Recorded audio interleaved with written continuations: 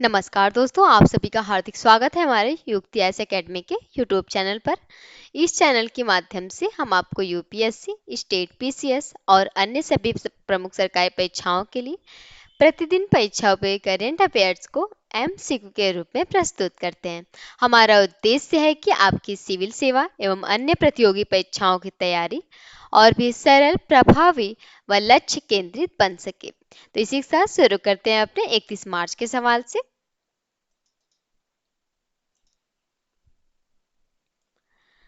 सवाल था हमारा कि हाल ही में नेपाल के सबसे युवा प्रधानमंत्री कौन बने। चार विकल्प दिए इसमें, जिनमें से है केपी शर्मा ओली, पुष्प कमल दहल, वालेंसा या शेर बहादुर देउबा। जिनमें से सही विकल्प हो जाएगा वालेंद्र शाह।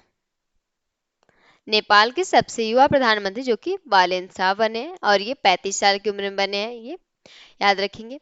बात करें वालेंद्र शाह की, तो ये एक जो कि रैपर और इंजीनियर थे, बाद में काठमांडू के मेयर बने हैं और ये अपने काम और लोकप्रियता से जो कि राजनीति में आगे बढ़े।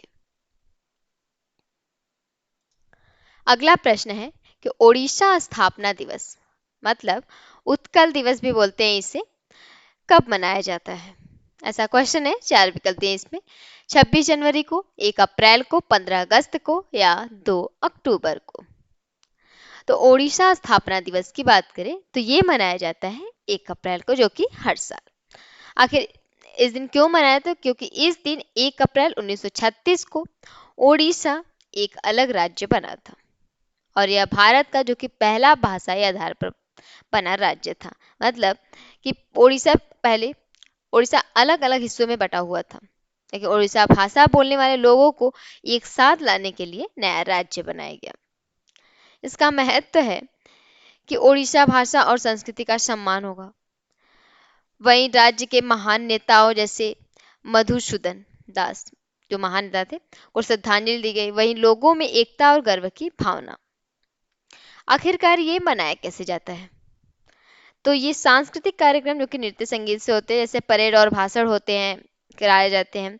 और स्कूल और सरकारी कार्यक्रम, जो कि स्कूलों में सरकारी कार्यक्रम कराए जाते हैं। इसका महत्वपूर्ण तथ्य है जैसे कि प्रसिद्ध यहाँ की कुछ बातें, जैसे प्रसिद्ध जगन्नाथ मंदिर जो कि यहाँ की काफी फेमस है, कोणार्क सूर्य मंदिर याद रखेंगे। अगला प्रश्न है कि जाफंदा अभियान के संदर्भ में निम्नलिखित कथनों पर विचार कीजिए। इस तरह क्वेश्चन आपको एग्जाम में मिलेंगे। तो यह अभियान ईरान द्वारा शुरू किया गया है। इसका उद्देश्य नागरिकों को देश की रक्षा के लिए भर्ती करना है। और तीसरा कथन है कि यह अभियान मुख्य रूप से इंटरनेट विज्ञापनों के माध्यम से चलाया जा रहा है। तो सही उत्तर चुनिए।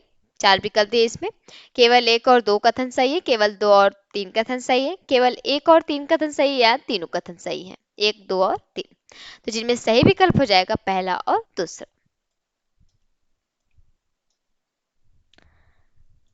Option A. यह अभियान जो कि अमेरिका और इजराइल से संभावित खतरे के बीच नागरिकों को देश की रक्षा में शामिल करने के लिए है।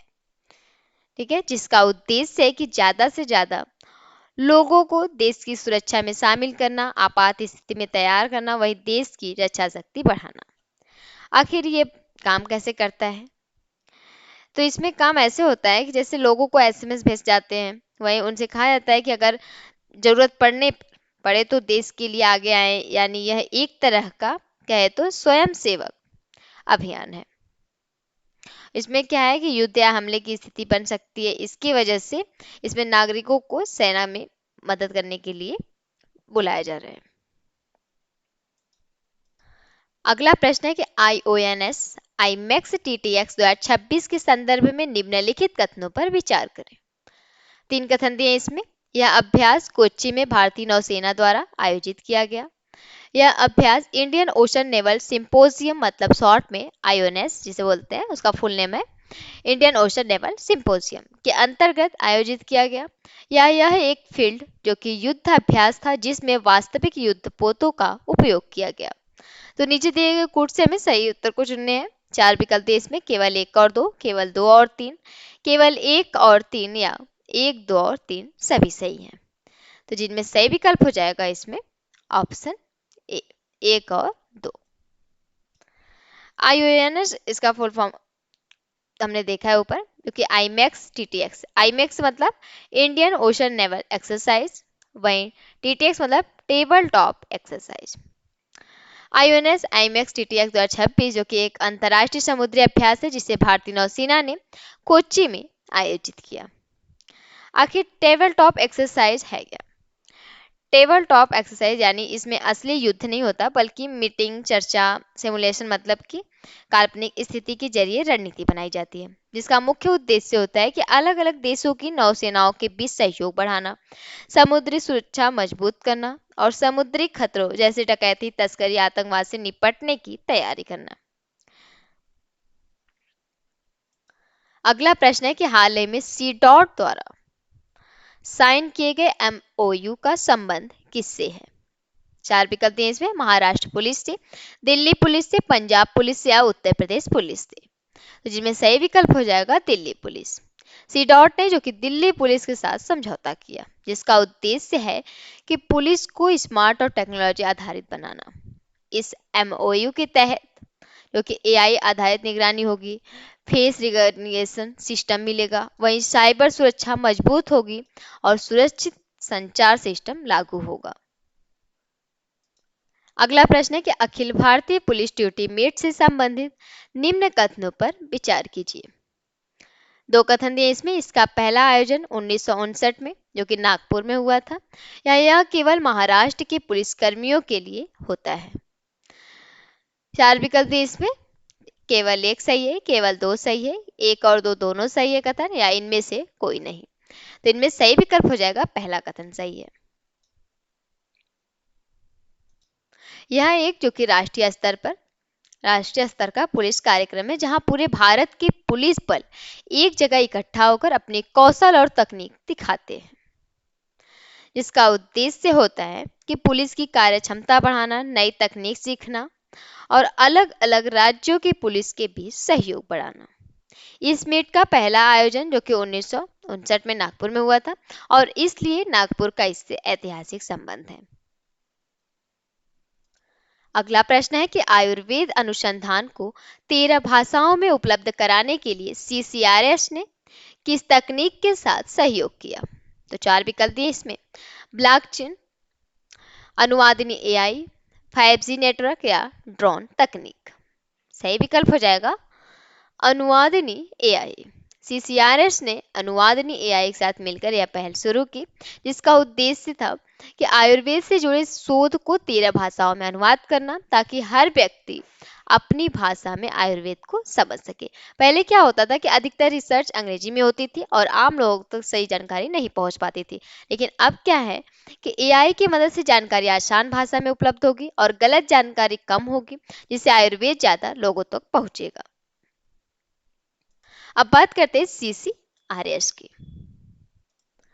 CCRS का पहले तो देखेंगे नाम, इसका नाम क्या होता है पूरा, तो ये है central council for research in Ayurvedic science, जिसे हिंदी में आयुर्वेदिक विज्ञान अनुसंधान केंद्रीय परिषद कहते हैं। ये करता क्या है, यह भारत सरकार के आयुष मंत्रालय के तहत जो कि काम करने वाली एक प्रमुख संस्था है। इसका मुख्य काम होता है कि आयुर्वेद पर वैज्ञानिक शोध करना, आयुर्वेदिक दवाओं और उपचारों को प्रमाणित बनाना, वहीं नई तकनीकों के साथ आयुर्वेद को आधुनिक बनाना। अगला प्रश्न है हमारा कि हाल ही में उद्घाटन किया गया सम्राट संपत्ति संग्रहालय किस राज्य में स्थित है? 4 विकल्प है, राजस्थान, गुजरात, मध्य प्रदेश या बिहार में। तो सही विकल्प हो जाएगा गुजरात। यह संग्रहालय जो कि गुजरात के गांधीनगर मतलब कोबा गांव में स्थित है, जिसका उद्घाटन प्रधानमंत्री नरेंद्र मोदी ने 31 मार्च 2026 को किया और वह भी महावीर जयंती के अवसर पर। आखिरकार यह संग्रहालय इतना खास क्यों है? बात आती है तो यह जैन धर्म और संस्कृति को दर्शाता है, जिसमें लगभग 2000 दुर्लभ कलाकृतियां हैं और इसमें 7 गैलरियां बनाई गई हैं। इसमें आपको देखने को मिलेगा प्राचीन पांडुलिपियां, जैसे तीर्थंकरों की मूर्तियां और सिक्के, चित्र और जो कि कलाकृतियां। अगला प्रश्न है कि हाल ही में विकसित डुअल बैंड इंफ्रारेड सेंसर का मुख्य उपयोग किस क्षेत्र में किया जाएगा? 4 विकल्प दिए इसमें, देखते हैं। तो कृषि उत्पादन बढ़ाने में, रक्षा और आपदा प्रबंधन में, शिक्षा प्रणाली में या बैंकिंग सेवाओं में। तो सही विकल्प हो जाएगा रक्षा और आपदा प्रबंधन में। जापान ने जो कि एक नया डुअल बैंड इंफ्रारेड सेंसर बनाया। आखिर ये सेंसर क्या करता है? तो ये सेंसर गर्मी को पकड़ता है, बहुत छोटे छोटे, जो कि बहुत छोटे तापमान अंतर मतलब 0.05 सेल्सियस तक को पहचान सकता है। इसका उपयोग होता है जैसे रक्षा और आपदा प्रबंधन में। रक्षा मतलब दुश्मन की गतिविधियां पता लगाने में, आपदा प्रबंधन में हो जाएगा जंगल की आग जल्दी पकड़ना, आपदा में लोगों को ढूंढना और सुनामी प्राकृतिक आपदा की निगरानी करना। और खास बात तो यह है कि यह एक साथ 2 प्रकार की इंफ्रारेड तरंगे पकड़ सकता है, इसलिए यह बहुत ज्यादा सटीक है। अगला प्रश्न है कि हाल ही में निधन हुए अभिनेता राहुल अरुणोदय बनर्जी, ये है अरुणोदय बनर्जी, किस फिल्म इंडस्ट्री से संबंधित है? तो 4 विकल्प है, Bollywood, Tollywood, Telugu, Bengali film industry या हॉलीवुड। जिनमें से सही विकल्प हो जाएगा Bengali film industry. Rahul Arunoday Banerjee Bengali film और टीवी इंडस्ट्री के प्रसिद्ध अभिनेता थे, जिनका निधन 29 मार्च 2026 को हुआ है। और इनकी बात करें तो ये कई फिल्मों और टीवी शो में काम कर चुके थे, जो कि अभी भोले बाबा पार करेगा ये सीरियल में जो कि लीड रोल कर रहे थे ये, और ये अपने अभिनय के लिए काफी लोकप्रिय थे।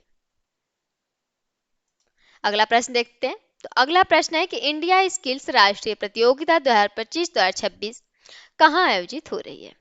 तो 4 विकल्प है, मुंबई, ग्रेटर नोएडा, जयपुर या भोपाल। सही विकल्प हो जाएगा ग्रेटर नोएडा। यह प्रतियोगिता जो कि स्किल इंडिया मिशन का एक हिस्सा है, जिसका मुख्य उद्देश्य है युवाओं के कौशल को बढ़ाना, उन्हें रोजगार के लिए तैयार करना और स्किल आधारित करियर के प्रति जागरूकता बढ़ाना। इसमें क्या होता है कि 63 अलग अलग स्किल्स में प्रतियोगिता होती है, जैसे electronics, web technology, robotics, cyber security आदि। और खासकर ये युवाओं के कौशल, रोजगार और करियर के प्रति जागरूक करना है। आज का सवाल है आप लोगों के लिए कि जुपल्ली कृष्णा राव को ग्रैंड प्राइज 2026 किस कारण से प्रदान किया गया?